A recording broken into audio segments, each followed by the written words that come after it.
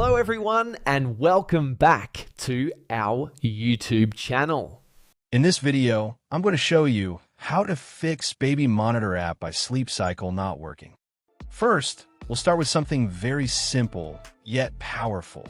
So over the time, apps store temporary files to load faster, but sometimes those files get corrupted and the app starts acting weird. To resolve this issue, we will first head over to our device settings. From here, scroll down and tap on General. Once you're in the General Settings tab, look for iPhone Storage option and tap on it. Over here, you can either search for the app or you can scroll down and look for it. Then tap on the app. On the next screen, you need to tap on the Offload app option. A confirmation pop-up will come up. Now tap on the Offload app option here. It'll take a bit for processing, and then a reinstall button will show up. Simply tap on it to reinstall the app. This should resolve the issue, but if it doesn't, then you need to check if the app is running an older version. Head over to App Store.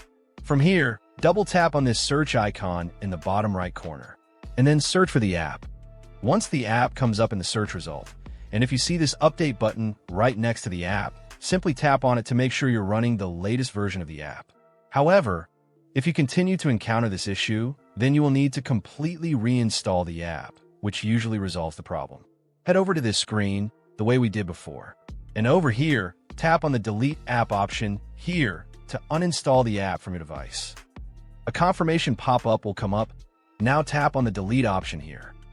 Once uninstalled, open up App Store and search for the app in the search bar.